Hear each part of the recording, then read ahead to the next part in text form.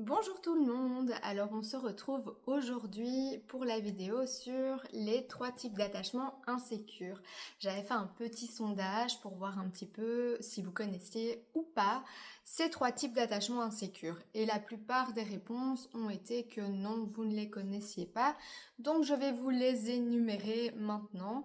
Donc il y en a bien 3. On a le type d'attachement ambivalent, le type d'attachement évitant et le type d'attachement désorganisé. Par rapport aux 3 types d'attachement insécures, je ne compte pas les élaborer plus que ça aujourd'hui, tout simplement parce que après on risque de se mettre dans une catégorie alors que l'autodiagnostic n'est pas du tout conseillé pour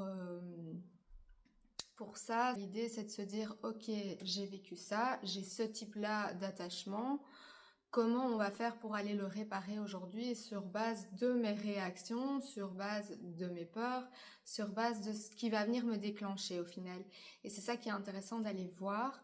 Donc ça, par contre, je vous conseille vraiment d'aller voir un thérapeute qui est spécialisé là-dedans et qui pourra vous accompagner à réparer votre attachement qui pourrait du coup être insécure. Étant donné que je ne compte pas élaborer les 3 types d'attachement insécures pour éviter justement d'aller se mettre dans une catégorie, alors que justement ça demande beaucoup plus de temps pour trouver son type d'attachement, je vous propose de m'envoyer un message privé si jamais vous avez des questions par rapport à l'attachement, par rapport à une situation que vous vivez ou peu importe ce qui vous vient, et alors j'y répondrai par story.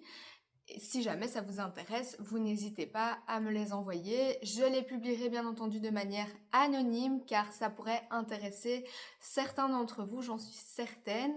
Pour clôturer cette vidéo, je vous propose tout bientôt un atelier sur l'attachement pour mettre de la lumière sur votre style d'attachement, comprendre l'impact de l'attachement dans vos relations. Voilà, prenez soin de vous.